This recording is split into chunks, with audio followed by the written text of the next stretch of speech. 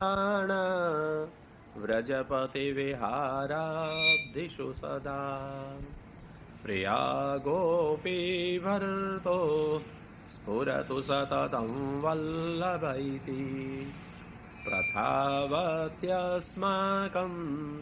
हृदि सुभगमूर्तेः सकरुणा श्रीभागवत प्रतिपद मणिवर भावांशुभूषिता मूर्तिः श्रीवल्लभाभिधान स्तनोतु निजदासस्य सौभाग्यम् श्रीमद्वृन्दावनिन्दु प्रकटितरसिका नन्दसन्दोहरूप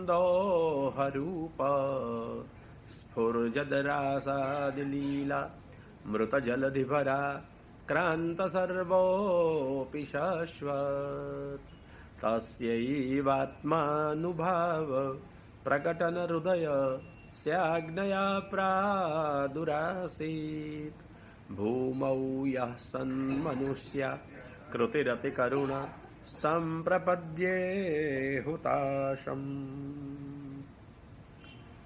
श्रीकृष्णं परमानन्दं दशलीलायुतं सदा सर्वभक्तसमुद्धारे विस्फुरन्तं परं नुमः श्रीमद्भागवतं नौमि यस्यैकस्य प्रसादतः अज्ञातानपि जानाति सर्वः सर्वागमन् इह बुद्धिप्रेरककृष्णस्य पादपद्मं प्रसीदतु ध्यानासमर्थजीवानाम् अस्माकं सर्वदा स्वतः वन्दे नन्दव्रजस्त्रीणां पादरेणुमभीक्ष्णशः यासां हरिकथोद्गीतं पुनाति भुवनत्रयं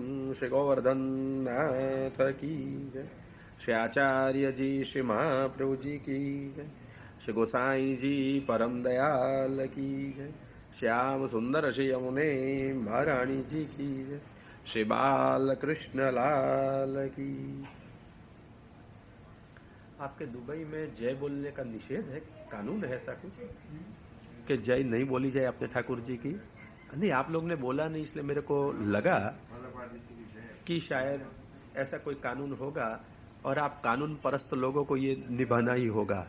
श्री गोवर्धन, अरे जहाँ पर भी अपन हो निर्भयता से अपने प्रभु के नाम हम उच्चार कर सकते हैं, अपने प्रभु का जयकार हम कर सकते हैं। आप हिचकाते नहीं है, परंतु आपको बोलने की आदत नहीं है, ऐसा है? कोई जय नहीं बुलाते आपके वहाँ? हाँ, तो बोलते नहीं है, ऐसा है? श्री गोवर्धन। अच्छा,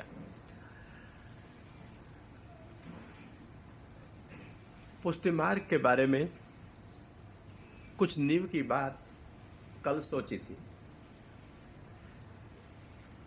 हम जिस मार्ग पर चलते हैं, मानते हैं हम पुष्टि मार्ग यह है।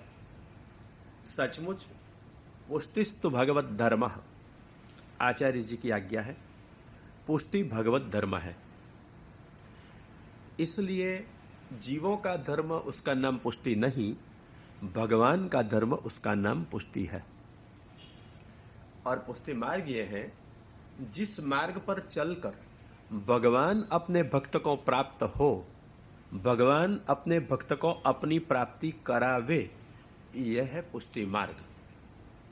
अपने चलने का मार्ग वो पुष्टि मार्ग नहीं है, भगवान को चलने का मार्ग यही पुष्टि मार्ग है। जिस पथ पर चलकर भगवान अपने भक्त तक पहुंचते हैं, अपने भक्त को अपनी प्राप्ति करा देते हैं।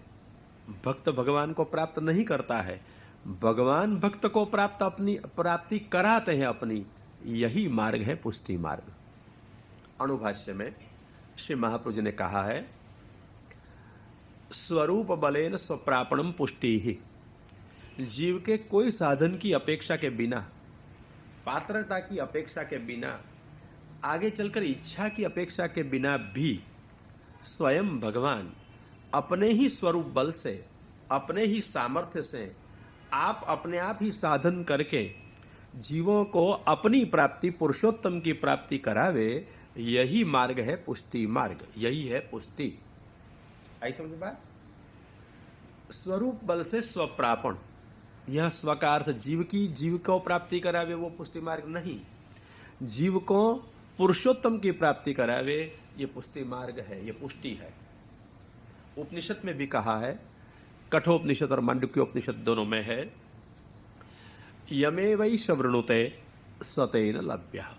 भगवान जिसको चाहे मिलते हैं, उसको लब्ध हो जाते हैं, लभ्य हो जाते हैं, जिसको भी चाहे। यमे वै शवृणुते, यम शब्द को कोई विशेषण नहीं है, मतलब जैसा भी जीव होगा, अनपढ़ या पढ़ा हुआ, पंडित या मूर्ख, पैसा वाला या गरीब, कला वाला या कला रहित, दोष वाला या निर्दोष, भक्ति वाला या भक्ति रहित, कैसा भी जीव होगा, अगर भगवान ने पसंद कर लिया, तय कर लिया, मुझे उसको मिलना है, अपने आप वो मिल जाएंगे। बस इतनी सी आसान बात है। और यही है भगवान की पुष्टि, जहां स्वयं भगवान ने जीव का वर्ण किया, जीव को पसंद किया, अपना है, माना, स्वीकारा। ऐसे तो सारे जीव है तो भगवान के ही, सारे सृष्टि में जो कुछ पदार्थ है वो भी है तो भगवान के ही।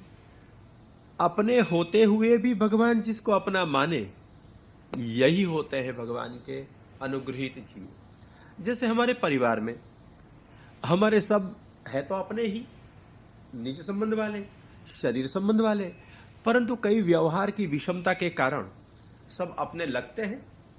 उत्तर मत देना, मन में रखना। एक ही घर में रहते हुए लोगों को, एक ही परिवार में रहते हुए लोगों को सब अपने होते हुए भी शरीर से अपने हैं, व्यवहार से शायद अपने हैं, हृदय से अपने हैं, ऐसा लगता है कि अपनापन नहीं लगता है। तो जिससे हृदय से लगाव हो जाता है, लगता है ये मेरा है, चाहे उससे हमारा शरीर से संबंध हो या न हो, कोई सगाई या रिश्ता इससे हो या न हो, परंतु अगर हृदय का संबंध किसी से होए, मन किसी से मान गया या मिल गया, लगता है ये मेरा है, संबंध के बिना भी। ठीक ऐसी तरह से सृष्टि में जितने भी जीव है वो सब भगवान के ही है, भगवत संबंध वाले भी हैं। फिर भी जिसका हृदय संबंध भगवान के साथ है, अथवा भगवान ने जिसके साथ हृदय का संबंध जोड़ दिया, यही भगवान के लिए निजजन हो जाते हैं। भगवान उनको पसंद करते हैं, भगवान उसका वर्ण करते हैं, उसको वर्ण कहा जाए। यमे वैश वृणोते, यम कोई भी जीव हो, मैं तो कहता हूं कोई भी जाति वाला हो, स्त्री हो या पुरुष हो, हिंदू हो या मुसलमान हो। हमारे 84-252 में कई मुसलमान भी थे जो परम भागवत माने गए, रसगान जी वगैरह। तो इन लोगों ने भगवान ने चुन लिए, इन लोगों को भगवान ने चुने, ये मेरे हैं, मैं इनको मिलूं। तो इनको चलकर भगवान मिले, सामने चलकर मिले हैं। अली खान जी भी थे, इनकी बेटी भी थी, सबको मिल गए भगवान अपने आप। यही पुष्टि का स्वरूप है। अगर सरलतम उसका स्वरूप समझना तो एक अच्छा प्रसंग है। एक दफा बिरबल को अकबर बादशाह ने पूछा, मालिक कैसे मिले, मतलब भगवान कैसे मिले। बिरबल था तो बुद्धिशाली, उत्तर तो तुरंत दे सकता था हर बात का, परंतु उत्तर नहीं मिलता था इस बात का, क्योंकि भगवान बुद्धि का विषय नहीं, बुद्धि से पर है। भाव का विषय भगवान होता है, भक्ति का विषय भगवान होता है। इसलिए बुद्धि वाला भगवान के बारे में कुछ बता नहीं सकेगा। ये तो बताएगा प्रेम वाला, उसको पता है भगवान क्या है। इसलिए बिरबल कितना भी बुद्धिशाली था, न शास्त्र के संस्कार थे न भक्ति के, इसलिए वो मौन रह गया, उत्तर नहीं दे पाया। तब अकबर ने कहा, आज तक तूने हमारे सारे प्रश्न के उत्तर अच्छी तरह से दे दिए, ये प्रश्न का उत्तर तू नहीं दे रहा है, अगर ये उत्तर नहीं मिला मैं तुझे मार दूंगा, 3 दिवस देता हूं, उत्तर दे। बिरबल घबरा गया, घर में आया, बहुत बहुत बुद्धि से प्रयत्न करने पर भी कोई निर्णित उत्तर नहीं मिला। कुछ बात समझ में नहीं आई, भगवान कैसे मिले। फिर दिंगमूढ़ सा घर में बैठ ही रहा था, मरना तो निश्चित था तीसरे दिवस पर। न खाना प्रिय लगता है, न सोना, न नींद आती है, न भूख लगती है, क्योंकि मृत्यु के भय से क्या प्रिय लगता है। फिर सारी प्रियता चली गई, जीवन में से मानो रस उड़ गया। छोटी सी बच्ची ऐसी घर में थी, उसने पूछा, अरे दादाजी आप इतने निराश क्यों दिखते हो, व्यग्र और व्यस्त क्यों दिखते हो, कहिए ना क्या मुसीबत है आपको। तो बड़ों की मुसीबत को बच्चों को कैसे ख्याल आवे, इसलिए उसने कहा, बेटा ये तेरा काम नहीं है, तू तेरा काम कर। लड़की को दादाजी अति प्रिय थे, इसने फिर से पूछा, नहीं नहीं फिर भी कहिए तो सही। बेटा कहा ना, तू नहीं समझ सकती है, बड़ों की बात में नहीं आना चाहिए, फिर आप इतने उद्विग्न क्यों हो। बेटा कुछ ऐसे प्रश्न पूछे गए जिसका उत्तर मुझे नहीं मिल रहा है। फिर बच्ची ने कहा, दादाजी आप ही मेरे को कहते थे अपन को जिस प्रश्न के उत्तर नहीं मिले तो अपने गुरुजी से पूछने चाहिए। कई दफा ऐसा होता है कि बड़े लोगों को भी ये छोटे छोटे बच्चे अच्छा मार्ग दिखा देते हैं। भूल गया था ये बड़ा बिरबल कि गुरु कोई होता है और उसे पूछना चाहिए। लोग अपनी अपनी मान्यता से चलते हैं, कौन गुरु को पूछता है, कौन शास्त्रज्ञों को पूछता है। अपनी मान्यता, अपनी भावना मानकर अपनी कल्पनाओं में राचते हैं, अपनी कल्पनाओं में चलते हैं। शास्त्रज्ञों को, गुरुजनों को पूछकर निर्णय नहीं करते हैं, अपने राह पर चलते हैं। इसलिए गुमराह कभी कभी होना संभव हो जाता है। छोटी सी बच्ची ने कह दिया, आपके गुरुजी से पूछो ना, गुरु नहीं है आपके कोई। याद आया, है तो सही मेरे गुरु, भूल गया, पूछा नहीं। श्री वल्लभाचार्य के सुपुत्र श्री विठलनाथ जी, श्री गोसाई जी इनके गुरु थे। आया गोकुल में, श्री गोसाई जी से विनती की कि महाराज मालिक कैसे मिले। गोसाई जी ने पूछा, किसने पूछा है, ये तेरा प्रश्न है। नहीं महाराज, अकबर जी ने मेरे को पूछा है। अच्छा, अकबर को कहना मेरे को मिल जाए, उत्तर मिल जाएगा। गोसाई जी के प्रति अकबर का बहुत सम्मान था और इसलिए अकबर गोसाई जी के पास में आया। और आश्चर्य की बात है कि जब भी अकबर गोसाई जी के पास में आता था गोकुल में, तब उसके मोगल वेश में नहीं आता था, वो आता था हिंदू के वेश में और इसमें भी वैष्णव के वेश में। उसके कपाल में तिलक भी रहता था, कंठी भी पहनता था, ऐसी बंडी भी, ओ बगल बंडी भी पहनता था। और ऐसे चित्र आज भी उपलब्ध है। मार्सडन नामक एक अंग्रेज हो गया, इसने इतिहास लिखा है और उसमें यह अकबर का चित्र भी है कि जहां मुसलमान होते हुए भी उसने कौन सा वेश पहना है, हिंदू का, और उसमें भी वैष्णव का। आज हम लोग वैष्णव होते हुए भी वैष्णव का वेश पहनने में क्षोभ अनुभव करते हैं, संकोच अनुभव करते हैं, शर्म लगती है। वो बादशाह होते हुए भी, मोगल होते हुए भी, मुसलमान होते हुए भी उसको हिंदू का वेश अपनी जिज्ञासा तृप्ति के लिए पहनने में कोई संकोच, क्षोभ या शर्म नहीं लगी थी। आज हमको ये शर्म खा जा रही है, शर्म हमारा भक्षण कर रही है, इसलिए हम हमारे वेश से अलग हो गए और हमारे वैष्णव चिन्हों से भी अलग हो गए। कितने लोग हमेशा तिलक करते होंगे, कितने लोग कंठ में माला धरते होंगे, ब्रह्म संबंध के होते हुए भी प्रश्न है। परंतु अकबर को ऐसी शर्म नहीं लगी थी, क्षोभ नहीं हुआ था, जिज्ञासा तीव्र थी, पूर्ति करनी थी, इसलिए आया और गोसाई जी को प्रणाम किए। गोसाई जी ने पूछा, बादशाह जी क्यों पधारे। अकबर ने कहा, महाराज मालिक कैसे मिले, जिज्ञासा है। गोसाई जी ने तुरंत सरलता से कह दिया, आप मोकू जैसे मिले वैसे।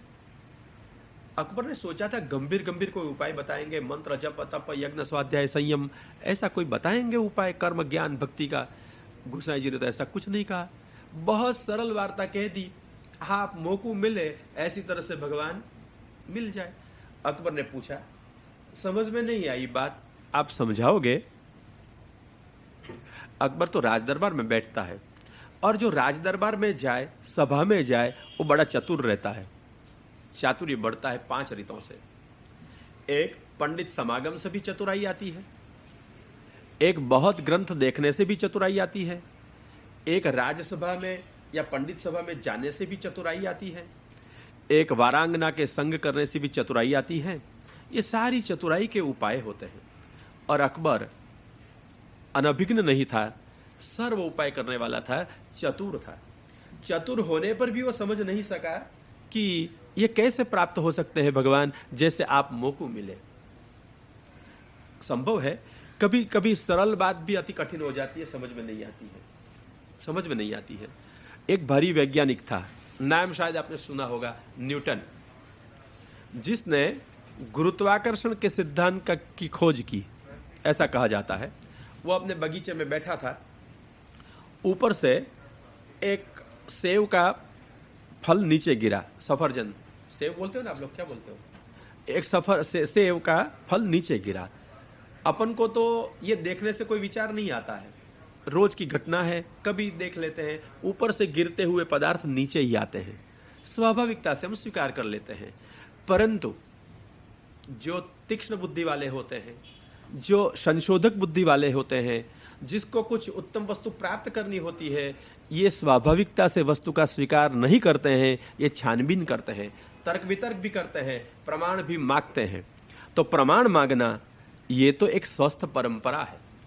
कोई कुछ कहे वो मान लेना, वो स्वस्थ परंपरा नहीं है। स्वस्थ परंपरा है, वो कहाँ लिखा है, किसने कहा है, पूछ सकते हो। जो कहा है उसका अर्थ क्या है, समझ सकते हो, सोच सकते हो, तभी सही रास्ते पे चलेंगे। इसलिए ये प्रमाण की एक परिपुष्ट परिपाटी है। गीता में कृष्ण ने भी कहा है, यह शास्त्र विधि मुत्सृज्य वर्तते कामकारतः न सिद्धिमवाप्नोति नाप्नोति च परां गतिम् तस्मात् शास्त्रम प्रमाणन्ते कार्याकार्य व्यवस्थितौ। आपको क्या करना और क्या नहीं करना, उसमें आपके संयोग, आपकी पसंदगी, आपकी अनुकूलता, आपके स्वजनों की भी अनुकूलता प्रमाणभूत नहीं है। क्या करना और क्या नहीं करना निश्चय शास्त्र से होता है। शास्त्रम प्रमाणन्ते, शास्त्र प्रमाण है। जब तक शरीर का अनुसंधान है, तब तक वल्लभाचार्य जी भी तृतीय स्कंद सुबोधिनी में आज्ञा करते हैं कि वर्णाश्रम धर्म एवं शास्त्र में कहे हुए धर्म का ही अवलंबन करना चाहिए। जब प्रेम में मग्न हो जाए, देह दशा का अनुसंधान न रहे, तब ही भगवत धर्म स्वधर्म होते हैं।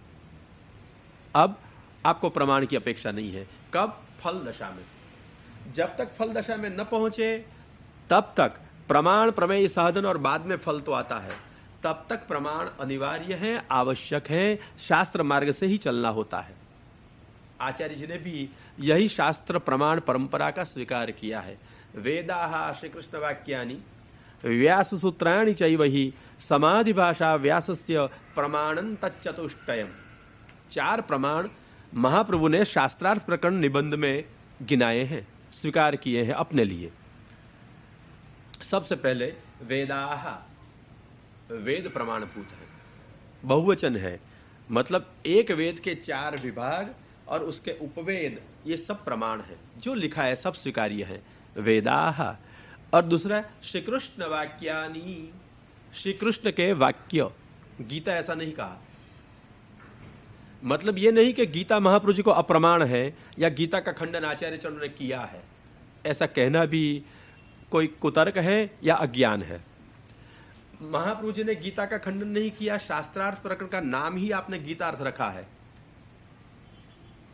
और यही शास्त्रार्थ प्रकरण में आप आज्ञा करते हैं श्री कृष्ण वाक्यानि। तो गीता क्यों नहीं कहा? छोटा सा ही कारण है कि गीता में तो धृतराष्ट्र के वाक्य भी हैं, आरंभ वहां से ही होता है, धर्म क्षेत्र कुरुक्षेत्र से। संजय के वाक्य भी है और अर्जुन के वाक्य भी है। आचार्य चरण कहते हैं ये वाक्य हमारे लिए प्रमाण नहीं है, ये इनके लिए, बोलने वाले के लिए ही, अभिप्राय के लिए ही प्रमाण है। हमको तो प्रमाण है, स्वीकार्य है गीता में से कृष्ण वाक्य, समझ गए बराबर?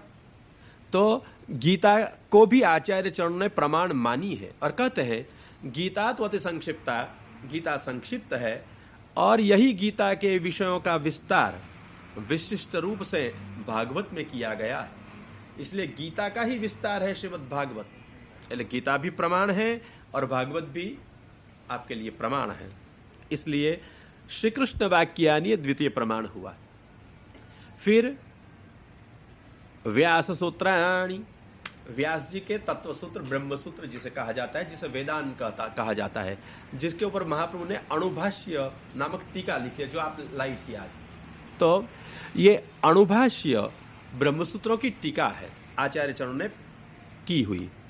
तो ये ब्रह्मसूत्र भी प्रमाण माने गए हैं और चकार से ब्रह्मसूत्र से विरोधी न हो ऐसे पूर्व मीमांसा के जैमिनी सूत्र भी आचार्य जी ने प्रमाण माने हैं। प्रमाण कर समझ गए ना? यथार्थ ज्ञान कराने का साधन, उसका नाम है प्रमाण। प्रमाकरणम, प्रमा है यथार्थ ज्ञान, उसका साधन है प्रमाण। जिससे यथार्थ ज्ञान हो यह प्रमाण है। उसमें वेद, फिर गीता के कृष्ण वाक्य, फिर ब्रह्मसूत्र और जैमिनी सूत्र, और चौथा समाधि भाषा व्यासस्य, व्यास की समाधि भाषा मतलब श्रीमद् भागवत। भागवत में 3 तरह की भाषा है, समाधि भाषा, परमत भाषा अथवा मतांतरी भाषा और लौकिक भाषा एवं समाधि भाषा। हो गई 3। लौकिक भाषा लोकवत वर्णन हो, लौकिक भाषा है। मतांतर अथवा परमत भाषा जहां व्यक्ति अपने उद्गार अभिप्राय कर रही हो, कह रही हो, वहां परमत भाषा या मतांतर भाषा है। और समाधि भाषा जहां सुखदेव जी समाधि में देखी हुई बात व्यास जी की वर्णन करते हुए कह रहे हैं, वह समाधि भाषा है। महाप्रभु कहते हैं समाधि भाषा को अनुकूल हो ऐसी लौकिक और परमत एवं मतांतरी भाषा हमको प्रमाण रूप से स्वीकार्य है, नहीं तो बोलने वाले के अभिप्राय से ही प्रमाण है, सर्वथा नहीं। इसलिए 4 हो गए प्रमाण ना। आचार्य चरण ने स्वीकार किया 4 प्रमाणों का। कौन से? वेद और गीता के श्री कृष्ण वाक्य, फिर ब्रह्मसूत्र और अविरोधी जैमिनी सूत्र पूर्व मीमांसा, और बाद में श्रीमद् भागवत व्यास की समाधि भाषा। प्रमाण में तच्चतुष्टयम, ये 4 प्रमाण है। कब तक? जब तक पूर्ण ज्ञान नहीं हुआ है ब्रह्म का, तब तक। जब ब्रह्म का पूर्ण ज्ञान हो गया तब प्रमाणम सर्वमेव ही, सब कुछ प्रमाण है। शास्त्र में जो कुछ कहा वो सब प्रमाण है, क्योंकि भगवान की नाम लीला है। और विरोध न रहे ऐसी तरह से अर्थ करने का, विरुद्धांश परित्यागा। ये ऐसा नहीं कहने का कि ये विरुद्ध है इसलिए हम नहीं मानते हैं। अर्थ ऐसी तरह से करो कि विरोध न रहे, यह है विरुद्धांश परित्याग। और इससे प्रमाणम सर्वमेव ही, सब प्रमाण है। परंतु कब? सर्वज्ञ दशा, ब्रह्म ज्ञान की दशा, भगवत ज्ञान की दशा हो जाए, पूर्ण ज्ञान की, तब। और तब तक तो 4 प्रमाण हैं, वेद, गीता, ब्रह्मसूत्र और भागवत। कई लोगों का पुष्टि मार्ग में आजकल ऐसा अज्ञान है कि भागवत तो मर्यादा में आवे, गीता को महाप्रभु जी स्वीकार नहीं करें, वेद तो अपना काम ही नहीं। मैं कहता हूं वेदों का जितना आदर श्री वल्लभाचार्य जी ने किया है, इतना किसी ने नहीं किया है। कोई भी तटस्थ विचारक कहे बिना नहीं रह सकता कि वेद के वाक्यों का, उपनिषदों का, ब्रह्मसूत्रों का जो अर्थ वल्लभाचार्य जी ने किया है वही स्वाभाविक और यथार्थ ही अर्थ है। कोई भी देख सकता है। अर्थ में, शब्दों में खींचातानी किए बिना जो व्याकरण और कोश से अर्थ हैं वो वल्लभाचार्य जी ने बताए हैं, यही अर्थ है, यथार्थ है। और ये अर्थ आपने अपनी कल्पना से नहीं कहे, कहां से लाए? आप भी प्रमाण बताए। प्रमाण में तच्चतुष्टयम, प्रमाण है ये 4 हमारे लिए, महाप्रभु ने कहा। तो महाप्रभु जब प्रमाण का स्वीकार करते हैं तब हमारे लिए प्रमाण का स्वीकार है या नहीं? कि सीधे प्रमेय में जाओगे? कहां जाना है? आइए, महाप्रभु भी प्रमाण का स्वीकार करते हैं। और अपना सारा पुष्टि संप्रदाय कहां से लाए आचार्य चरण? तो एक कीर्तनकार ने कहा है, श्री भागवत सुधा निधि मथ के अपनो पंथ प्रगट जनायो। भागवत सुधा निधि का मथन किया और भागवत सुधानिधि के मथन से अपना पंथ प्रकट जनाया, तो पुष्टि मार्ग तो भागवत के अंतर्गत हुआ या बाह्य हुआ, बाहर हुआ। अगर हम दही को बिलोवे तो बिलोने से मक्खन मिलेगा, उससे घी हो सकता है। अगर ये दही में ही मक्खन न होता, घी का तत्व न होता, तो बिलोने पर कभी मिल सकता है क्या? तो महाप्रभु ने मथन किया है श्री भागवत का। अगर भागवत में पुष्टि न होती तो प्रकट हो सकती क्या भागवत से? भागवत सुधा निधि मथ के मथन किया है, और क्या प्रकट किया? अपनो पंथ प्रकट जनायो, अपना पंथ प्रकट किया, पुष्टि मार्ग प्रकट किया है। रीत प्रीत व्रजजन की जनहित जग प्रगटाई। व्रजजनों की जो रीत और प्रीत है वो सबके हित के लिए, निज जनों के लिए आचार्य चरण ने प्रकट की। कहां से लाए? व्रजजन की रीत कहां से मिलेगी? श्री भागवत के 10वें स्कंद से। इसलिए पुष्टि मार्ग की नींव है श्रीमद् भागवत, और भागवत का मूल है गीता जी। गीता जी है वेद का सार। इसलिए आचार्य चरण कहते हैं हमारे लिए ये 4 वाक्य प्रमाण हैं। महाप्रभु ने वहां तक कहा, कृष्ण वाक्यानुसारेण शास्त्रार्थम ये वदन्ति ही ते ही भागवता प्रोक्ता शुद्धास्ते ब्रह्मवादिनः। भगवद वाक्य के अनुसार, मतलब कृष्ण वाक्य के अनुसार, मतलब गीता के अनुसार जो शास्त्रार्थ कहते हैं, ये शुद्ध भागवत हैं, ये शुद्ध ब्रह्मवादी हैं, ये भगवत भक्त हैं। गीता से विपरीत आचार्य चरण ने कुछ नहीं कहा है, भागवत से विपरीत कुछ नहीं कहा है, और गीता और भागवत से अलग भी कुछ नहीं कहा है। जो कहा है वो प्रस्थानों को नींव में रखकर कहा है। ये प्राचीन भारतीय परंपरा में वेद, गीता और ब्रह्मसूत्र 3 प्रस्थान कहे गए थे, विचारों की आरंभ की दशा। आप भगवान की ओर बढ़ने चाहते हो, भगवान तक पहुंचने चाहते हो, तो पहुंचना हो तो किस तरह से पहुंचोगे? कोई रास्ता है, कोई प्रकार है, कोई रीत है, इससे पहुंच सकते हो। अभी घर में कुछ बात करते थे तो मैंने कहा मेरे को दुबई आना था, तो मैंने चाहा कि मेरे को दुबई प्लेन से नहीं जाना है, मैं नडियाद में था, सोच लूं कि मुझे प्लेन से नहीं जाना है, ट्रेन से नहीं जाना है, रोड से नहीं जाना है, कैसे जाऊंगा? सी-मेल से नहीं जाना है और दरियाई रास्ते से नहीं आना है। तो फिर हाँ, मैंने सोचा हनुमान जी कूद गए थे और पूरा दरिया कूद के कहां पहुंच गए थे? लंका में, भारत से। तो मैं भी घर में बैठकर एक कूदका लगाऊं और कहां पहुंच जाऊं? तो मंजू ने कहा हॉस्पिटल में। दुबई तो नहीं पहुंचोगे, कहां पहुंच जाएंगे? हॉस्पिटल में पहुंच जाओगे। तो ठीक है, आज जो दुबई आने का तरीका सर्वसामान्य रूप से तय हुआ है, जो मार्ग सिद्ध है, यही मार्ग से मेरे को चलना या कूदका मारना? क्या करना होगा? मार्ग से चलना हो। अगर ट्रेन से भी आया जाता हो तो ट्रेन से, प्लेन से आया जाए तो प्लेन से, और रोड से आया जाए तो रोड से। जो निश्चित मार्ग है वहां चलना है, न कि कूदका भरना है। नहीं तो कूदका मारेंगे तो हॉस्पिटल में जाएंगे, दुबई नहीं पहुंचेंगे।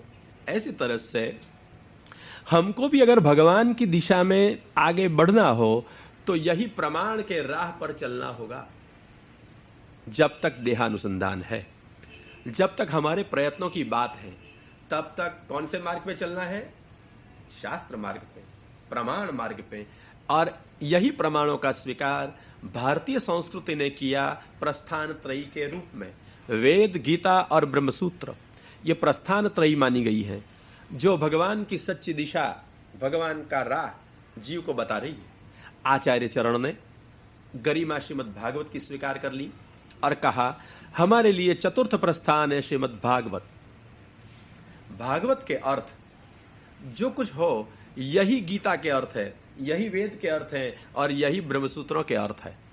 अगर आपको वेद के अर्थ में कोई संशय हो जाए तो आइए गीता को पूछिए, समाधान वहां से मिलेगा।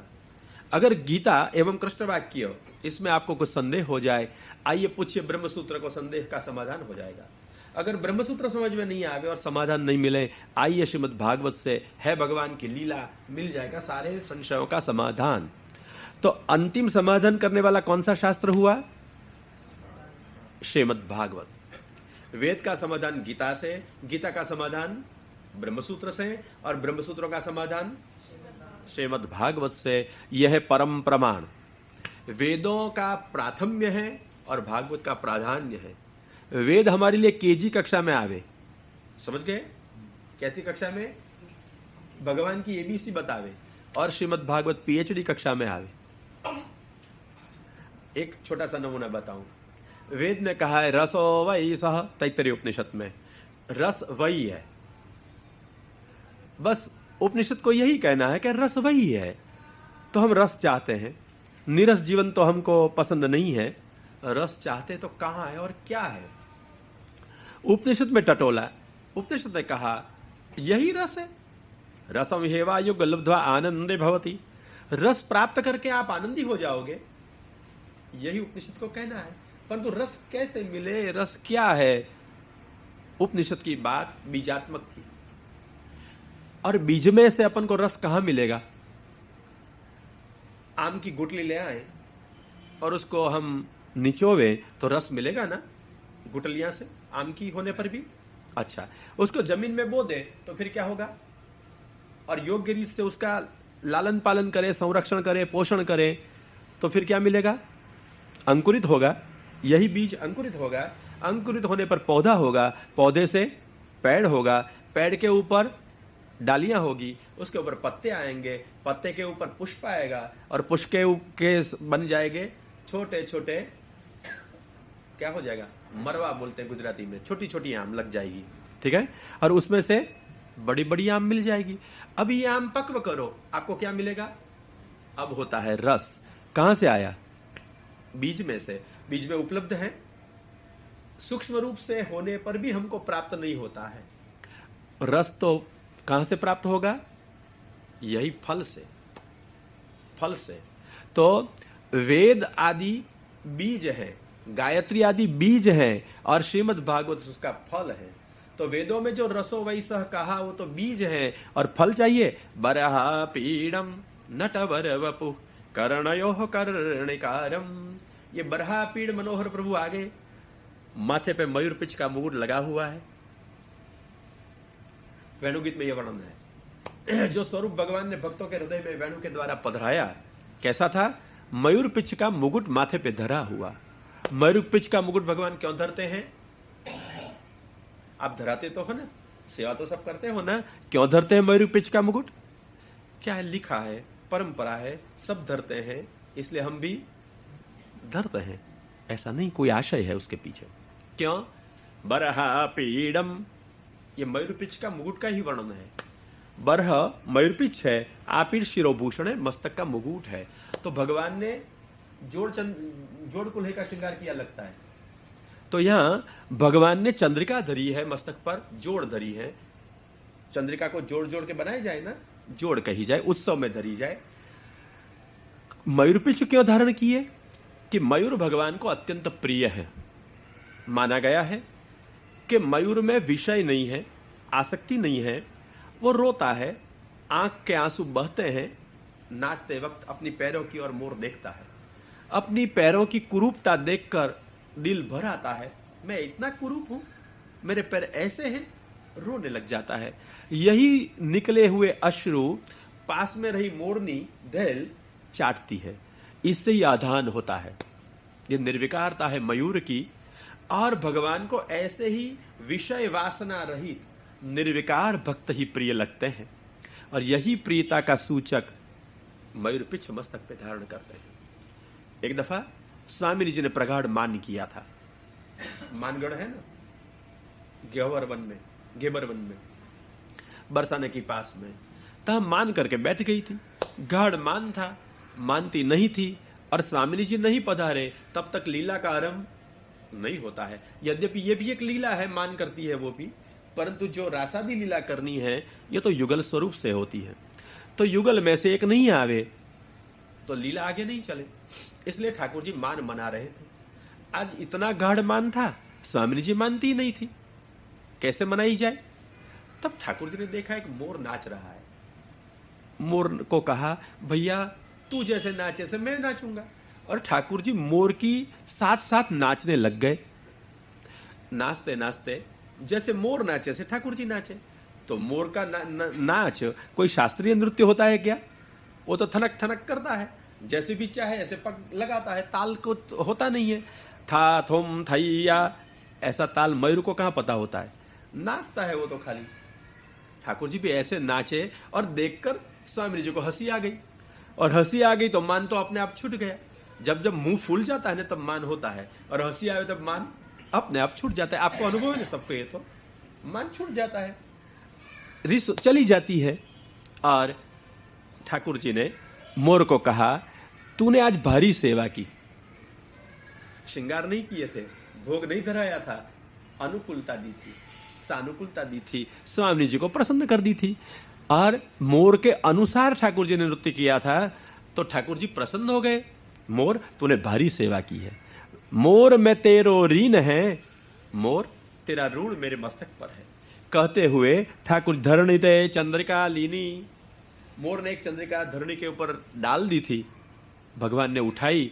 शिरधारी गिरिधार, भगवान ने अपने मस्तक पर धारण की। मोर मैं तेरे ऋण कभी नहीं भूल जाऊंगा। और यही निर्विषयी भक्तों का ऋण भगवान कभी नहीं भूल जाते। जो भक्तों की सेवा करते हैं, जो लीला में अनुकूल रहते हैं, जो अपने सुख का नहीं भगवान और भक्तों के सुख का विचार करते हैं, इनके पर ये भगवान की प्रसन्नता हो जाती है। मस्तक पर धारण कर लेते हैं मयूर के पिच्छ को। मयूर पिच्छ तो होते हैं, मस्तक पर नहीं धारण करते, पीछे रखता है। मस्तक पर कब आते हैं? जब वो रसमत्त हो जाए, आकाश में बदल छा जाए, बारिश होने लगे, घन गर्जना करने लगे, दामिनी चमकने लगे विद्युत, और तब मोर रसमत्त हो जाता है, कला का विस्तार कर देता है। पीछे हुए उसके पिच्छ आगे आ जाते हैं और मस्तक पर यूं धारण कर देता है। यह है रसमत्त दशा। हमारे ठाकुर जी उपनिषद ने जिसको रस रूप से परिचय कराया, यही भागवत कहते हैं बरहा पीडम, ये रसमत्त है। उपनिषदों में जो बीज में रस होता है ऐसा सूक्ष्म था, और भागवत में फलात्मक है। श्रीमद् भागवत फल में तो रस सुलभ हो जाता है, यही फलात्मक रसात्मक भगवान यहां खेल रहे हैं, बरहा पीडम। तो उपनिषद में कही हुई बात स्पष्ट रूप से समझ में कहां से आती है? श्रीमद् भागवत से। इसलिए आचार्य जी कहते हैं भागवत चतुर्थ प्रस्थान है, यथार्थ ज्ञान कराता है, आवश्यकता है प्रमाणों की। इसलिए आचार्य जी ने कहा प्रमाण में तत्चतुष्टयम। अगर हमको भगवान को समझना है, भगवान से प्यार भी करना है, भगवान की पास में भी पहुंचना है, तो आइए यही प्रमाण के राह पर हम चले, प्रमाण के राह पर हम चलें। प्रमेय तो भगवान का धर्म होता है, हमारा नहीं। भाव भावना भगवान जब दान करे तब होती है, कल्पना से राचने का नहीं होता है। इसलिए हमारे लिए यद्यपि हम वेद नहीं जानते हैं, प्रायः करके गीता नहीं जानते, ब्रह्मसूत्र को तो छूते ही प्रायः बहुत कम लोग हैं, और भागवत को भी वार्ता के रूप में समझते हैं, गाने बजाने के रूप में आज चलता है, शास्त्र के रूप में बहुत कम लोग समझते हैं। आचार्य चरणों ने भागवत समझाने के लिए मेरा अवतार है ऐसा कहकर गूढ़ार्थ प्रकट किए हैं, और गूढ़ार्थ 7 हैं, 4 तत्वार्थ निबंध में और 3 सुबोधिनी जी में। शास्त्रार्थ, स्कंधार्थ, प्रकरणार्थ और अध्यायार्थ, ये 4 अर्थ आपने तत्वार्थ निबंध में कहे हैं, और वाक्यार्थ, शब्दार्थ और अक्षरार्थ, ये 3 अर्थ आपने बताए हैं श्री सुबोधिनी जी में। और श्रीमुख से कहते हैं कि सुबोधिनी में जो अर्थ बताए गए तीनों दुर्बल अर्थ हैं, सबल अर्थ तो निबंध के हैं, और ये 4 अर्थ के अनुसार 3 अर्थ को समझे, मतलब निबंध के अनुसार सुबोधिनी को समझे, उसको ही यथार्थ भागवत की समझ होती है, उसको ही लीला का अवबोधन होता है। तो आइए, ये प्रमाण से होता है या प्रमेय से? हाँ, हम प्रमाण के राह पर चलेंगे, हम भागवत सुबोधिनी निबंध आदि पढ़ेंगे और कृपा से वो समझाएंगे, तो हमारे लिए प्रमाण है और भगवान के लिए प्रमेय है। ख्याल रखना, प्रमाण हमारे चलने के लिए प्रमाण है और भगवान के चलने के लिए प्रमेय है। तो हम ग्रंथ के दर्शन करें, सुने, समझे, पढ़ें, और महाप्रभु जी ठाकुर जी कृपा करें, तो ये प्रमेय होता है। नहीं कि हम ये भागवत गीता ब्रह्मसूत्र आदि को छोड़ दें और मनमानी कल्पना करके बैठ जाए और हम मान लीजिए भगवन मार्ग है, ऐसा आचार्य चरणों का अभिप्राय नहीं ही है। क्या अभिप्राय है? क्या अभिप्राय है? समझ में आई बात? आचार्य चरण भी इसलिए कहते हैं कि पुष्टि भी ऐसी कोई कल्पना की बात नहीं है, मैं कुछ नई बात नहीं कह रहा हूं, पुष्टि भी शास्त्र में कही हुई है। पुष्टि प्रवाह मर्यादा ग्रंथ में आचार्य जी कहते हैं, भक्ति मार्ग से कथनात् पुष्टिरस्ति निश्चयः। निश्चित है कि शास्त्रों में भक्ति मार्ग कहा है और भक्ति भगवान की कृपा के बिना सुलभ कभी नहीं होती। भगवान में प्रेम प्रभु की कृपा के बिना हो नहीं सकता, इसलिए पुष्टि अस्ति। मैंने कोई नई बात नहीं की है, पुष्टि की है, पुष्टि शास्त्र में है और इसलिए मैंने कही है जो शास्त्र में है। और शास्त्र में होने पर भी सबको पता नहीं था, आचार्य जी ने पता चलाया, बताया सबको, इसलिए सबको नया लगता होगा। परंतु महाप्रभु कहे मैंने कुछ नई बात नहीं की है, वेद में जो कहा है, गीता में जो कहा है, ब्रह्मसूत्र में जो कहा है और भागवत में जो कहा है वो ही मैं कह रहा हूं। और इसलिए दूसरे संप्रदाय के लोगों के साथ अगर कुछ बात करनी हो तो वेद गीता ब्रह्मसूत्र और भागवत से बात की जाए, परंतु हम वैष्णव परस्पर में बात करेंगे तो हमको वेद का पता नहीं, गीता का पता भी कम होता है और ब्रह्मसूत्र को छूते भी कम है और भागवत हम ठीक ढंग से 7 अर्थों से लगा नहीं सकते हैं। तो आइए किसके वाक्यों से हम अर्थ निर्धार करेंगे? केवल श्री वल्लभाचार्य जी के। अपन को और कोई प्रमाण नहीं खोजना है, जो महाप्रभु ने कहा यही हम पुष्टि मार्गियों के लिए प्रमाण ही है। समझ गए? महाप्रभु के वाक्यों में छानबीन नहीं करने का, वो कहां से लाए, हम पुष्टि मार्गीय हैं। हमारे आचार्य जी कहे बाबा वाक्यम प्रमाणम, वह स्वीकार है हमको। तो आचार्य जी ने कहा, गोसाई जी ने जो कहा प्रमाणभूत है और इससे अविरोधी जो कोई कहे सब स्वीकार है, परंतु विरोधी स्वल्प भी कहे अप्रमाण है। और श्री हरिराय चंद्र शिक्षा पत्र में कहा है कि यो वदति अन्यथा वाक्यम आचार्य वचना जनः संस्कृति प्रेरको वापि तत्संग दुष्ट संगमः। श्री महाप्रभु ने जो कहा है, इन वाक्यों से अतिरिक्त, इन वाक्यों से विपरीत, इन वाक्यों से दूसरा अलग कोई कहे अथवा संसार में हमको दूर जाए, ले जाए, घसीट जाए, ऐसा कोई कहे, ऐसे लोगों का संग कोई भी हो दुस्संग ही है। इसलिए हमको आचार्य वाक्यों से ही निर्णय करना होगा, आचार्य वाक्यों से ही निर्णय करना होगा। उपनिषद में भी कहते हैं आचार्यवान पुरुषो वेदो, आचार्य वाला पुरुष ही भगवान को समझ सकता है। तो हमको कुछ भी समझना हो किनके वाक्यों से समझेंगे? अभी आचार्य वाक्यों से। तो हमको कोई भी उपदेश करता हो, हम पूछ सकते हैं भैया आचार्य जी ने ऐसा कहां कहा है? क्या नहीं पूछ सकते? ये प्रमाण निष्ठा आचार्य निष्ठा है। केवल कल्पना में राचना और उसको भाव भावना मान लेना ये नहीं है। भाव का प्रदान वो जब करेंगे तब होगा। प्रथम स्कंद श्री भागवत में बताया है, नारद जी को भगवान ने प्रदान किया है भाव का। अदान में ज्ञानम ऐश्वर्यम स्वस्मिन भावम च केशवः, प्रथम स्कंद के 6ठे अध्याय में कथा है। भगवान ने मेरे पर कृपा की, जब सत्पुरुषों की सेवा की, संग हुआ, सत्पुरुषों ने कृपा की, कथा सुनाई और नाम रटन करते हुए नारद जी चले, तब ये कृपा हुई थी। संत पुरुषों की कृपा के बाद ये भगवत कृपा हुई थी। और भगवान ने 3 वस्तु दी नारद जी को, ज्ञान, ऐश्वर्य, अधीनता मतलब, और स्वस्मिन भावम, भगवान में भाव। भगवान का प्रदान होता है। कब हुआ है? सत्पुरुषों के संग से।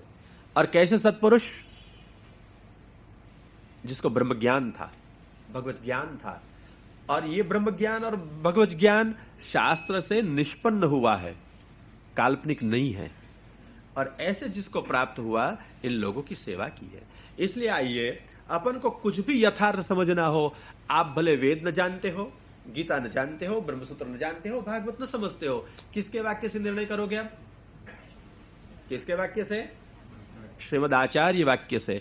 इसलिए कोई भी कुछ भी कहे, हम पूछ सकते हैं कि महाप्रभु ने ऐसा कहां कहा है? नहीं पूछ सकते? तो ये आचार्य निष्ठा है।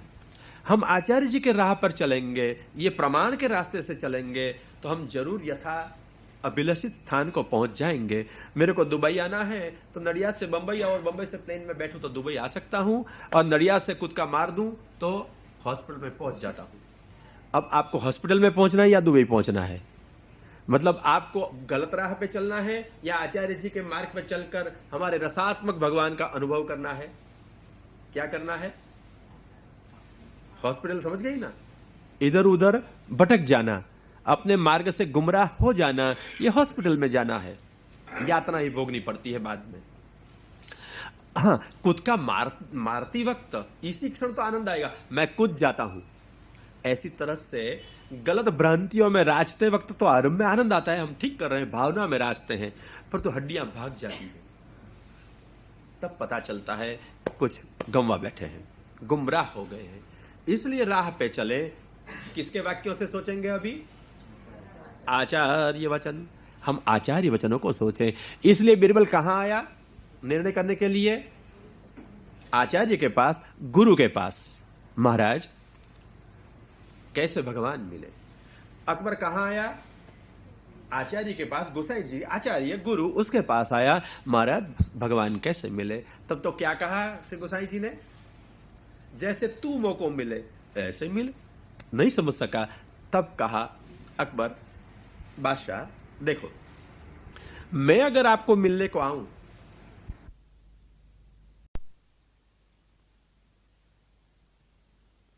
है तो परमिशन देता है, नहीं तो न भी मिले। परंतु परमिशन बादशाह स्वयं नहीं देता है, उसके अधिकारी देते हैं, ठीक है ना? फिर अधिकारी की परमिशन अगर मिल गई और महल तक पहुंच भी गए, फिर बादशाह को कहा गया कि ये आदमी आपको मिलना चाहता है, तो क्या बादशाह मिल जाएगा? बादशाह ने चाहा मुझे नहीं मिलना है, तो अधिकारी के कहने पर भी बादशाह ना बोल देगा, तो क्या चलेगा? जाने वाला का वापस ही लौटना पड़ेगा। परंतु बादशाह ने चाहा मुझे जाना है और मिलना है, तो बादशाह को किसकी परमिशन लेनी पड़ती है? उनके राज्य में। हाँ, और के राज्य में उसको भी परमिशन शायद चाहती होगी, परंतु अपने ही राज्य में बादशाह को किसकी परमिशन चाहिए? बादशाह को कौन रोक सकता है? तो भगवान एक सृष्टि के बादशाह थोड़े हैं, सारी सृष्टि के बादशाह है, करोड़ों ब्रह्मांड उसके रोम रोम में खेल रहे हैं, सबके वो स्वतंत्रतया स्वामी है, उसको न कोई रोक सकता है न कोई पूछ सकता है। तो भगवान जिस जीव को मिलना चाहते हैं उस जीव को मिल जाते हैं। कैसे? कैसे मिलते हैं? कैसे? आप जैसे मोकू मिले वैसे। ये है गुसाई जी का उत्तर। मतलब बादशाह ने इच्छा की, बादशाह ने स्वयं प्रयत्न किया और बादशाह आकर गुसाई जी से मिल गया। ऐसी तरह से भगवान स्वयं जीव को मिलने की इच्छा करे और भगवान स्वयं अपने धाम में से चले, बाहर आवे और जीव को प्राप्त हो, उसका नाम है पुष्टि। जीव को पसंद किया, उसको मुझे मिलना है। तो ये ऋषि मुनियों को नहीं मिले, संत साधुओं को नहीं मिले, और ये ग्वारिये गोकुल गांव के जहां रहते थे, आचार का भी पता नहीं था, शास्त्र का भी पता नहीं था, भोले भाले, न किसी का बुरा कर सकते हैं न किसी का अच्छा कर सकते हैं, अपनी रीत से जीते हैं। इन लोगों को भगवान ने पसंद कर दिए, इच्छा की मैं इनसे मिलूं, और भगवान स्वयं अपने धाम से चलते हुए, उड़ते हुए, जो कुछ कहें, परंतु अपने ही स्वरूप बल से गोकुल में आकर नंदालय में प्रकट हो गए और मिल गए। यही गोकुल वासियों को, बोले भाले को शिवाल कृष्ण लाल की। और यही हो गया आनंद। नंद के आनंद भयो, नंद के आनंद भयो। बस आपको आनंद इतना ही हुआ? बोलवे में ही आनंद है ना? उनको तो हृदय स्पर्शी आनंद हो गया, हृदय उमड़ने लगा, हृदय नाचने लगा, वो नाचने और गाने लग गए। नंद के आनंद भयो, नंद के आनंद भयो, नंद के आनंद भयो। अब सोचना, जय कन्हैया लाल की तो हो गया, नंद के आनंद तो हो गए, परंतु मैं पूछता हूं, ग्वालियों ने कौन सा पुण्य किया था कि भगवान मिले? ग्वालियों ने कौन सा साधन किया था कि साधन से भगवान मिले? क्या किया था उन लोग ने? अच्छा, ग्वालियों को यह भी पता था कि जो मिला है वो भगवान है? जिस दिन मिला वो दिन वो जानते थे क्या कि ये भगवान है? क्या मानते थे? हमारा लाला है। नंदराय जी को भी क्या पता था कि दूसरों के घर में जैसे बच्चा होता है ऐसे मेरे घर में भी बच्चा हो गया, और ये बच्चा का आनंद था। नंद के आनंद भयो। अगर नंद ने माना हुआ था कि ये भगवान है तो क्या करते पता है? आनंद नहीं करते, आदर करते। वसुदेव और देवकी ने मथुरा में देखा ये चतुर्भुज बालक है। तमद्भुतम बालकम अम्बुजे क्षणम, व्यास जी ने वर्णन किया है, सुखदेव जी बताते हैं।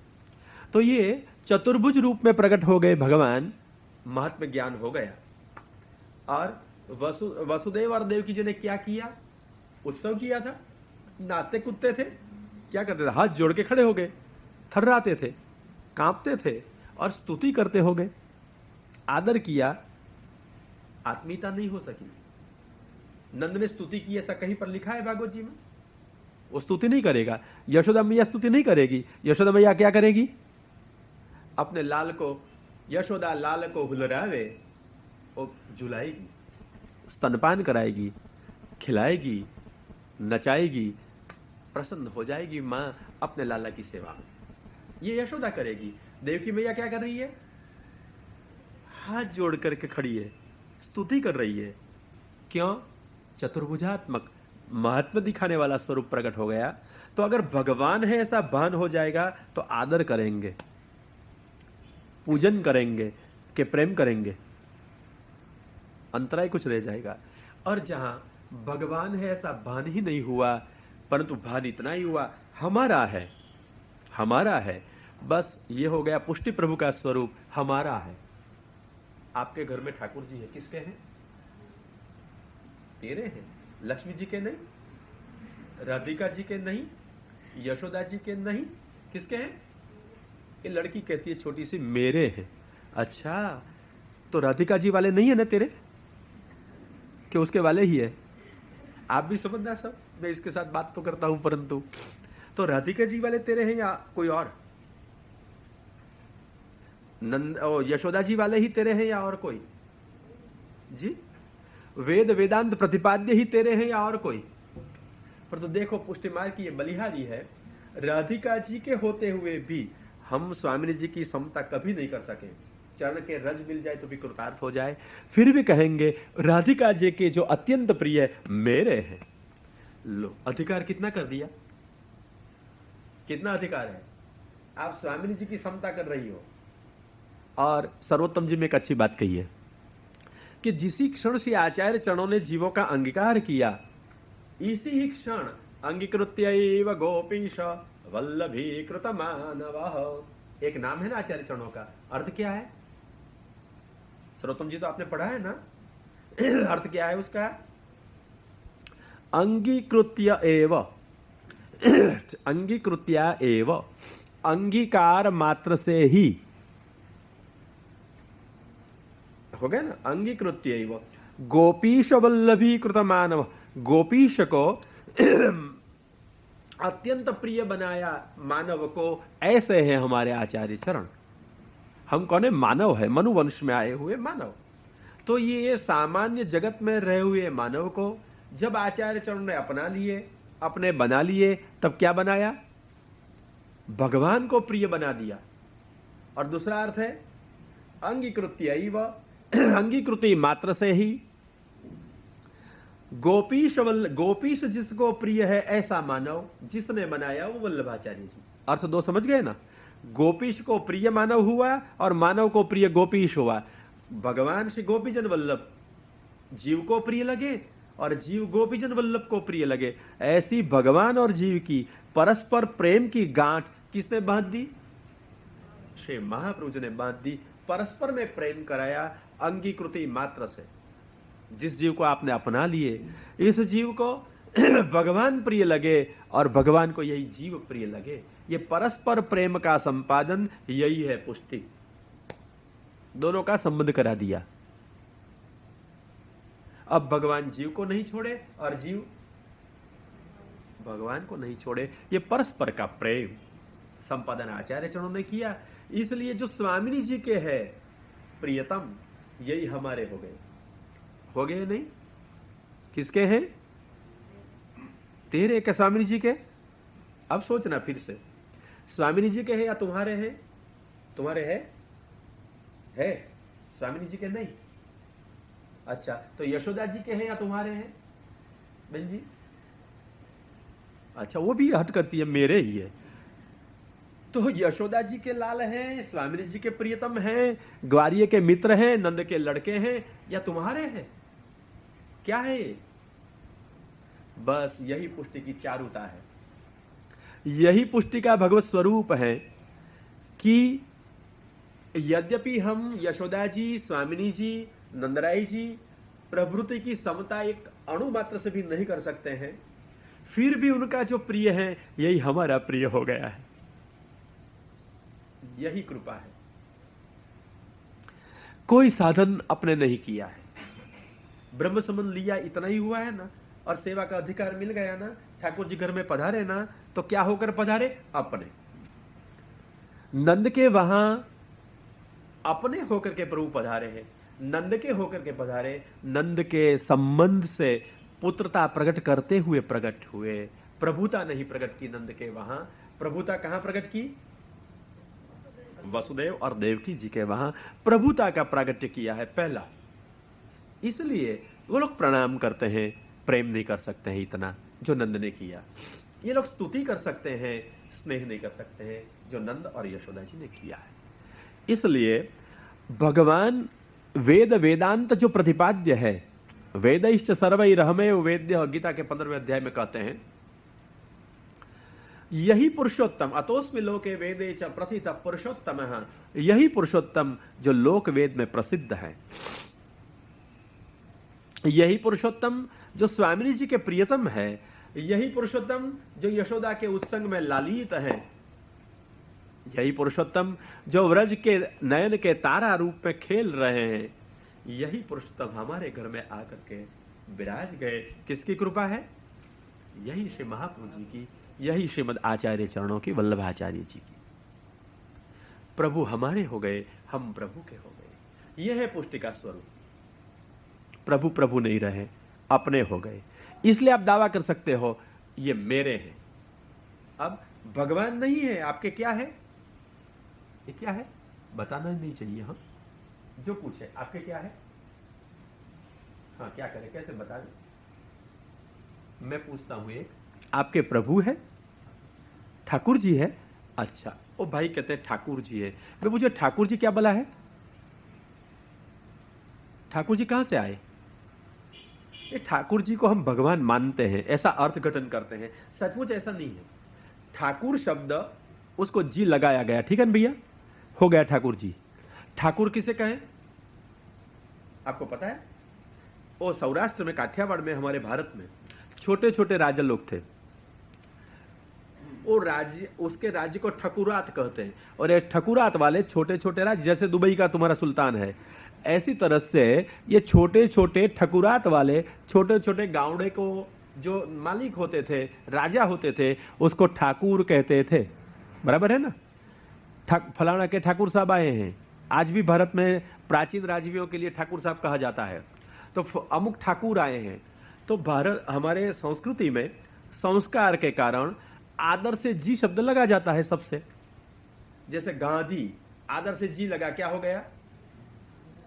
गांधी जी। तो अब आपको गांधी शब्द से अनेक व्यक्ति याद आ जाए।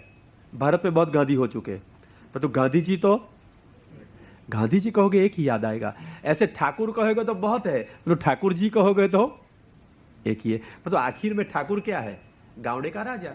तो गोकुल का छोटा सा गावड़ा, उसका राजा, उसका नाम है ठाकुर, और आदर में लगा जी, ठाकुर जी, गोकुल के गावड़े का राजा, और कुछ नहीं है वो। ठाकुर जी का मतलब भगवान हम मानते हैं, अर्थ नहीं है ऐसा। समझ गए? तो क्या है, अपने घर में कौन विराजता है? कौन विराजता है? भगवान ठाकुर जी क्या है ये? कौन से भगवान, कौन से ठाकुर जी? नहीं, अब मंजू ने बताया वो विराजते हैं। कौन विराजते हैं? कौन विराजते हैं? मेरे। कौन विराजते हैं? जो मेरे हैं। सबके होते हुए भी जो मेरे हो गए, सारी दुनिया के होते हुए, स्वामिनी जी के होते हुए, नंद यशोदा के होते हुए, गोपी ग्वालन के होते हुए, गाय बछड़ों के होते हुए, गिरिराज जी और यमुना जी के होते हुए भी किसके हैं?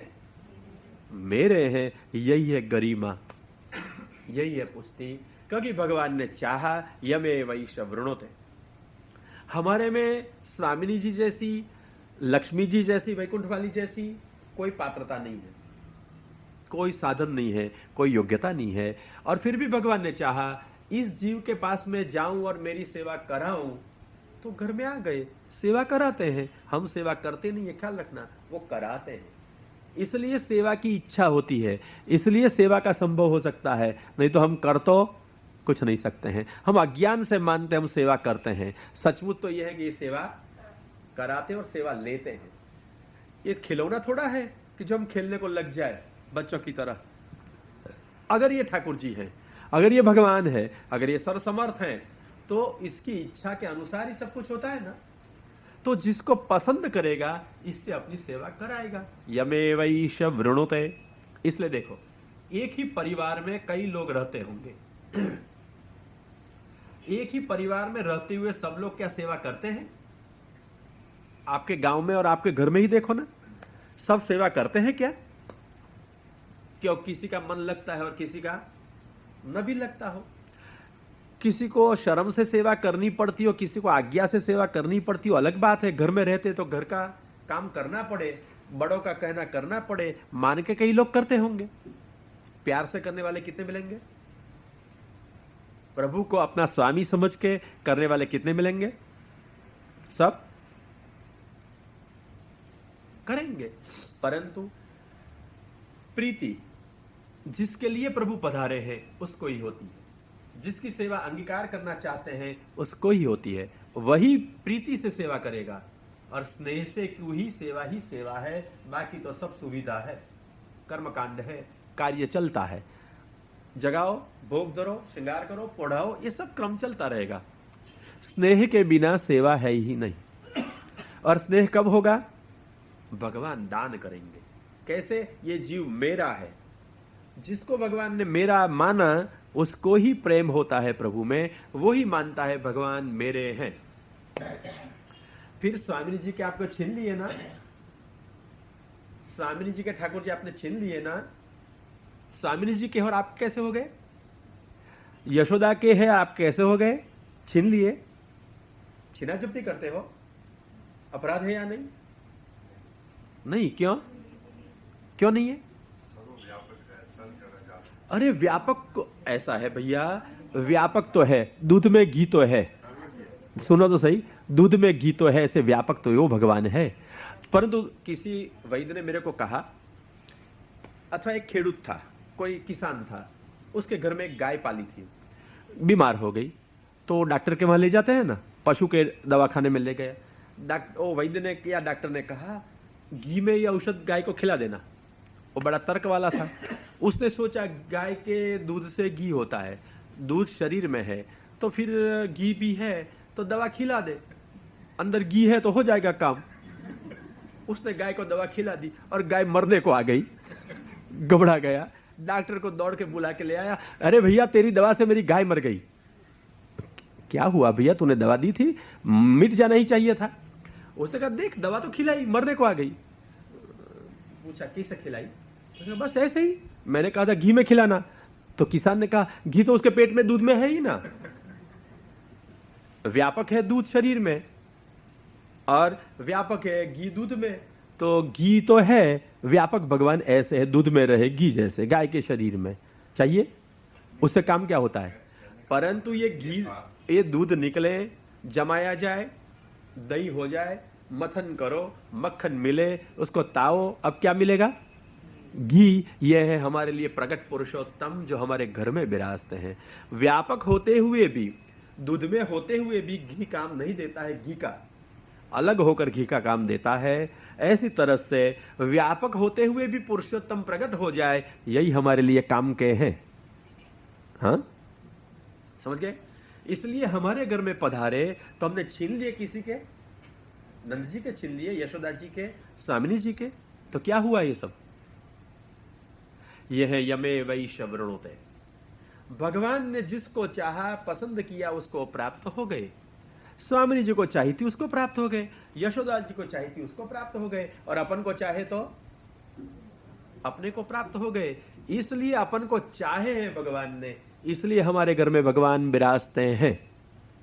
नहीं तो न वैकुंठ में लक्ष्मी जी की तरह हम सेवा करते हैं, न नंदालय में यशोदा करती थी ऐसी कर रही है ऐसी सेवा करते हैं, न निकुंजन में स्वामिनी जी सेवा करती है कर रही है ऐसी सेवा हम कर सकते हैं। हम करते हैं हमारी रीत से, हमारी समझ से, और फिर भी भगवान ने चाहा है ये मेरे हैं, प्राप्त हो गए, घर में विराजते हैं, और जो कुछ करते हैं उसका स्वीकार कर लेते हैं। यह प्रत्यक्ष पुष्टि का स्वरूप। नहीं तो किसी के घर में हम जाए और हमारे घर की सुविधा उसके घर में मिलना संभव न हो, तो आप कितने दिन रुकोगे उसके घर में? 1-2 दिन रुकोगे, और फिर गुजरात की एक कहावत भी है, पहले दिवस परोणो, बीजे दिवसे पाई पाई, तीजे दिवसे रहते नहीं अक्कल गई। समझ गए? पहले दिन में परोणा माना गया, अतिथि के रूप में आदरणीय माना गया, दूसरे दिवस में उसकी कीमत 1 पाई जितनी हो गई, और तीसरे दिवस में तो कह दिया जो रुके उसकी अक्कल हमारे सिवा सबकी। हम क्योंकि हम तो जहां जाएंगे कम से कम 7 दिवस महीना रहेंगे, तो हमारी अक्कल गई नहीं है, ख्याल रखना, क्योंकि भगवान के कारण हम रहते हैं। समझ गए? नहीं तो अब अच्छा, आमंत्रण देकर बुलाया जाता है इसलिए रहते हो, फिर भी ये सब की ये कथा है। अच्छा, फिर भगवान को क्या करते हो? भगवान भी जिसके वहां जाते हैं वो 7 दिवस नहीं रुकते हैं। ये मर्यादा वाले भगवान आवाहन और विसर्जन, बुलाओ तब आए और विदा कर दो तब चले जाएं, ऐसी तरह से नहीं आए। हमारे लिए आए हैं, हमारे साथ रहने के लिए आए हैं, हमारी परिस्थिति में रहकर रहने के लिए आए हैं, हमको अपने मान के आए हैं, इसलिए हमको छोड़ के कभी जाते नहीं है, साथ में ही रहते हैं। अन्य अवतारों में कार्य करके भगवान तुरंत तिरोहित हो गए होंगे। नृसिंह जी आए, प्रहलाद का काम पूरा हो गए, चले गए। ध्रुव जी के पास प्रभु आए, काम पूरा होया, चले गए। परंतु नंद यशोदा के आए, कहां चले गए? घर में ही रह गए। ऐसी तरह से पुष्टि के प्रभु हमको अपने मानते हैं, इसलिए हमारे घर को अपना मान के नित्य विराजते हैं, हमेशा विराजते हैं। क्यों क्यों विराजते हैं? यमे वही शब्रुणुते, ये वर्ण श्रुति है, ये वेद का वाक्य है। यही अर्थ है पुष्टि का, यही पुष्टि का स्वरूप दिखाता है कि भगवान ने वर्ण किया, उसको भगवान मिले। और कैसे होकर के? अपने होकर के। भगवान होकर के अगर मिल गए तो वसुदेव देवकी वाले कृष्ण है, कृष्ण तो है वसुदेव देवकी वाले, महात्म ज्ञान कराने वाले, जिसका आदर किया जाता हो, यही मिले। परंतु जिससे आत्मीयता की जाती है, ये तो नंद यशोदा के वहां आए। नंद को नहीं लगा ये भगवान है, नंद को केवल लगा ये क्या है? मेरा लाल है। दूसरे के वहां जैसे बच्चे होते हैं, ऐसे मेरे वहां ये बुढ़ापे में आया हुआ एकलौता बेटा है, और इसलिए उसका आनंद है। नंदस्त्वात्मज उत्पन्ने जाता लादो महामनाः, आत्मज उत्पन्न हुआ। और सुखदेव जी ने भी ब्रह्मज्ञान एक और रख दिया, ये ब्रह्म प्रकट हुआ है, भगवान प्रकट हुआ है, ऐसा कुछ नहीं। नंद ने जो समझा था वही सुखदेव जी ने गाया, स्वीकार कर लिया और कहा, क्योंकि भक्तों का आनंद उसको भी चाहिए था। ब्रह्म ज्ञान में भी भक्तों का आनंद नहीं मिलता है, इसलिए भक्तों के आनंद के अनुभव के लिए श्री सुखदेव जी ने कहा, नंदस्त्वात्मज उत्पन्न, नंद का बेटा हुआ। और यही आनंद है नंद को। नंद के आनंद भयो, नंद के आनंद भयो, नंद के आनंद भयो। भगवान होते हुए भी वो भगवान नहीं, बेटा हो गया। समझ गए? मतलब भगवान मिट गया नहीं, है भगवान ही, परंतु भगवान होकर नहीं आया, महात्म्य एवं ऐश्वर्य प्रकट करके नहीं आया। क्या प्रकट किया? प्रेम प्रकट किया, आत्मीयता प्रकट की, वात्सल्य प्रकट किया, पुत्रत्व प्रकट किया और नंदालय में खेल रहा हुआ, यही है श्याम सुंदर, यही हमारे भगवान कृष्ण। इसलिए आचार्य चरणों ने कहा सिद्धांत मुक्तावली में कि कृष्ण सेवा सदा कार्या, कृष्ण सेवा हमेशा करनी जरूरी है। परंतु कृष्ण तो मैंने जो बताया अभी वैकुंठ में भी है, व्यापक भी है, मथुरा में भी है, द्वारका में भी है और व्रज में भी है। कौन से कृष्ण की हम सेवा करें? तो जहां पर भी कृष्ण है वंदनीय है, नमनीय है, परंतु भजनीय कृष्ण पुष्टि मार्ग में कौन से है? चतुश्लोकी में बताया, सर्वदा सर्वभावेन भजनीयो व्रजाधिपः। व्रजाधिप भगवान ही भजनीय है, सेवनीय है। यद्यपि कृष्ण अलग अलग नहीं है, द्वारका में, मथुरा में और वैकुंठ में और व्रज में एक ही कृष्ण भक्तों को अनुकूल होकर विविध लीला कर रहे हैं, विविध अनुभव कराते हैं। स्वरूप अलग नहीं है, अनुभव अलग है। स्वरूप तो एक अद्वितीय पुरुषोत्तम का ही है, एकमेवा द्वितीयम ब्रह्म ही है, और यही भगवान भक्तानुकूल होकर के खेल रहे हैं। जैसी भक्तों की इच्छा, ऐसा आपका अनुभव, ऐसी आपकी लीला। जयदेव कवि ने गीत गोविंद के आरंभ में एक अच्छी बात कही है। एक दफा लालन को अपनी अंगुली से लगा करके नंद बाबा खेत में पधारे थे। बारिश के दिन थे, चारों ओर से बादल उमड़ आए, घनघोर छा गया, अंधेरा हो गया और घन गर्जना करने लग गए, विद्युत चमकने लग गई, बारिश होने लग गई और लाला घबरा गए। बच्चा है ना, घबरा गया। बाबा नंद ने देखा अब बारिश के समय तो किसानों को खेत में काम होता है, खेत छोड़ के जा नहीं सके। बाबा नंद ने कहा लाला घबराओ मत, फिर घर जा चलेंगे। लाला ने कहा नहीं नहीं, जल्दी जल्दी घर चलो बाबा, हम नहीं रह सकते यहाँ, ये बारिश आ रही है, भीग जाएंगे। इतने में देखा स्वामिनी जी पधार रही है। बाबा ने सोचा ये अच्छी बात है, स्वामिनी जी ठाकुर जी से 2 साल बड़ी है, इसलिए छोटे बच्चे को बड़े को तो सौंप दिए जाते हैं ना। देखा राधे गृहम प्रापय, राधे तू घर जा रही है। ये छोटा बच्चा देख कांप रहा है, बारिश हो रही है, घन गर्जना कर रही है, विद्युत चमक रही है और बच्चा घबरा जा रहा है। तू घर जाती है ना? हाँ हाँ मैं घर जाती हूँ। उसको ले जा, घर भेज दे। गृहम प्रापय, सौंप दिए ठाकुर जी को। और स्वामिनी जी चली नंद बाबा के सामने से। कैसे चलती होगी? ठाकुर जी की अंगुली पकड़ के चलाती है। वो सिखाने का काम स्वामिनी जी का है। और रास में भी देखो ठाकुर जी नाच रहे थे। कौन नचाता था? अद्भुत लीला है कि स्वामिनी जी आपको नचा रही है, हाथ में लकुट लिए हैं और पिय को नचवत सिखवत प्यारी। सारे जगत को भगवान सिखाता है तो सिखाते होंगे। कला के आदि गुरु है, भागवत में कहे हुए तो है, कोई निषेध नहीं। परंतु आज स्वामिनी जी ठाकुर जी को नाचना सिखाती है। मोर से सीख गए, अब स्वामिनी जी से सीख रहे हैं। पिय को नचवत सिखवत प्यारी, पिय को नाचना सिखा रही है स्वामिनी जी। और कर लकुट ले, हाथ में लकड़ी रखी है। आपने देखा है डांसर डांस सिखाते हुए हाथ में क्या रखता है? निशान करने के लिए, बताने के लिए, इंस्ट्रक्शन देने के लिए छोटी सी लकड़ी हाथ में रखता है। तो स्वामिनी जी ने क्या रखा है? छोटी सी लकड़ी हाथ में रखी है। ले लकुट, हाथ में लकुट है और सिखाती है। था थोम थैया, ताल मिलाती है और लकुट यूं यूं करती चलती है। और लकुट यूं यूं हो और महाराज के मन में क्या होता है? अधिक डर पत गिरधारी। ये लकुट कहीं यहां नहीं आ जाए, यहां नहीं आ जाए। ओ आपको अनुभव होगा कि प्राचीन काल में मैया अपनी बेटी को ससुराल भेजने की तैयारी करती, शादीशुदा होने के बाद नहीं हो, पहले से। क्या सिखाती इसके लिए? रोटी बेलना। और लड़की रोटी बेले, बेलते बेलते रोटी अच्छी तरह से नहीं बेल सके तो बहन क्या होता था? जो वो बेलने वाला वेलन, क्या बोलती है आप उसको? वेलन बोलती है ना, हाथ के नीचे होता है और लड़की के हाथ में, उसके बदले माँ के हाथ में और हाथ के ऊपर आ जाता था। समझ गए क्या होता था? अच्छी तरह से नहीं बेले तो लक्ष्मी मैया माँ क्या करती? हाथ पे बेलन मार देती। सिखावे और सीखे नहीं, सिखावे और आवे नहीं तो दंड दिया जाता था, फटकारती थी। और अधिक डर पत गिरधारी महाराज को हुआ कि वो सिखा रही है नाचने का, और नाच में कुछ गड़बड़ हो गई तो वो चला नहीं लेगी, क्या मिलेगा?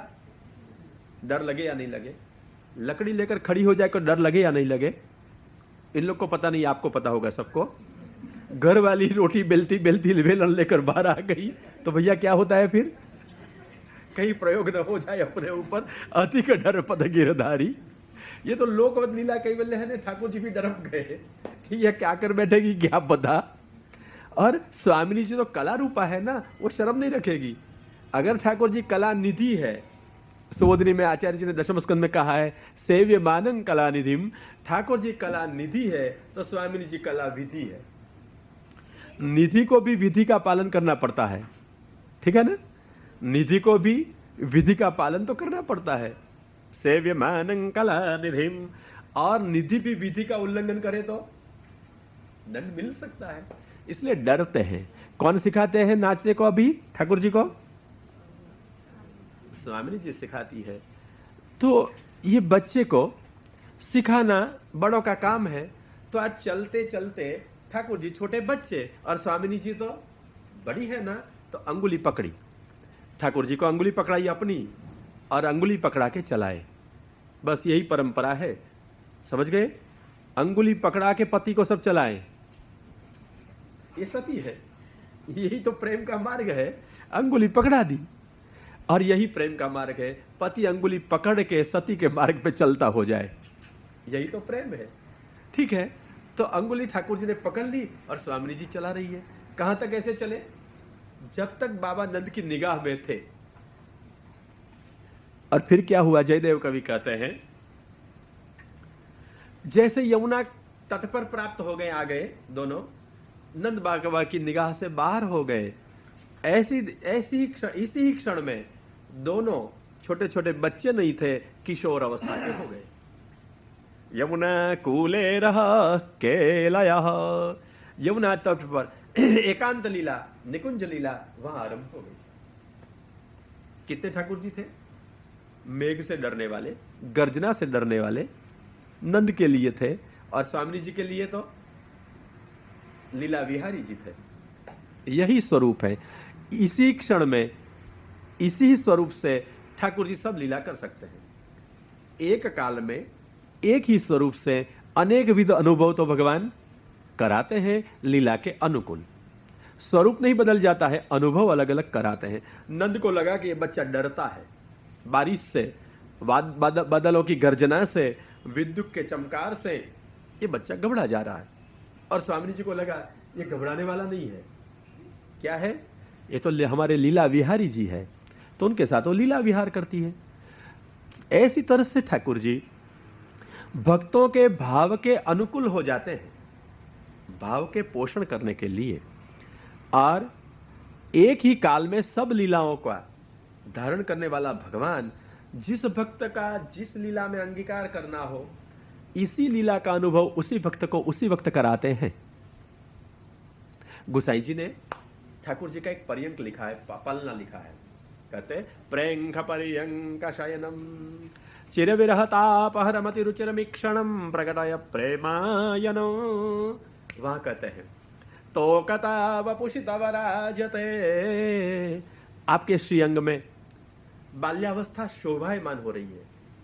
मतलब बाल्यावस्था से आप शोभायमान नहीं होते हो, आपको प्राप्त करके बाल्यावस्था कृतार्थ हो गई, धन्य हो गई।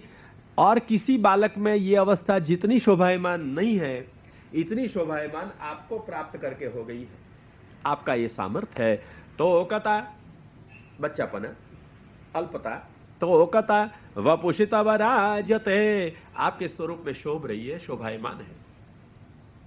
दृशित मदमानिनी मान हरण, पर्यंक में झूल रहे हैं और बच्चे के रूप में हाथ पांव फैला रहे हैं, और लगते हो महाराज बच्चे।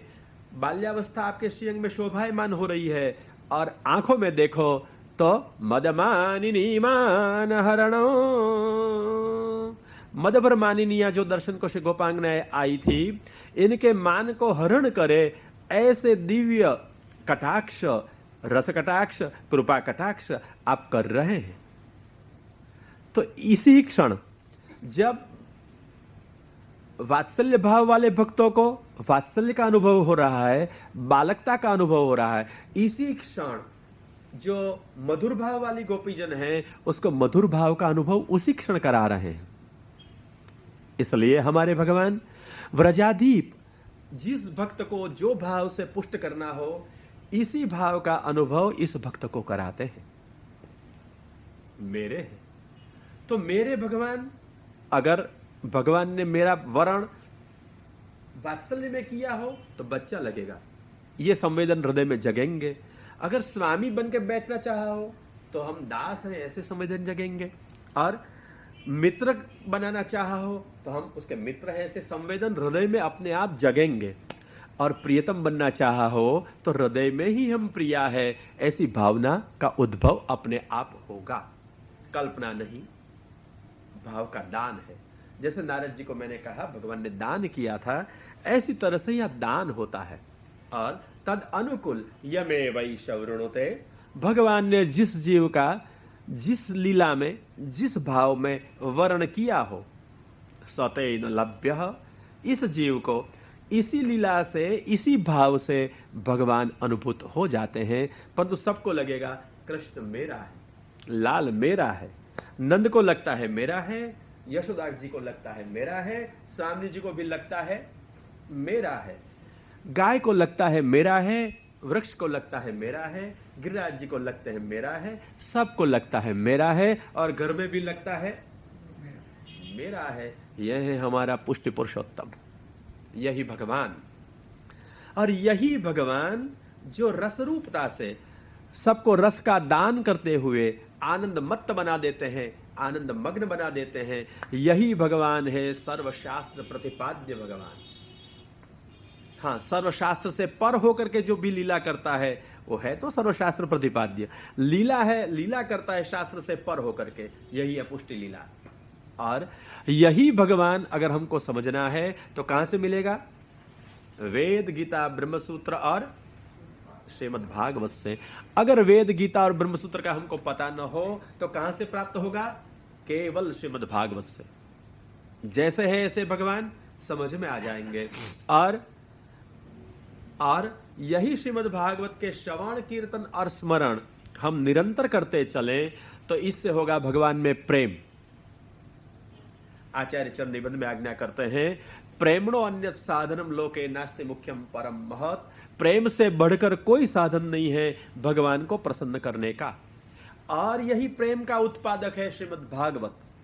इसलिए करें भागवत का सेवन। और यही भागवत हमारे लिए परम प्रमाण भी है और भागवत फल भी है, भागवत भगवत रूप भी है, श्रीनाथ जी का स्वरूप है। ये श्री आचार्य जी की आज्ञा है।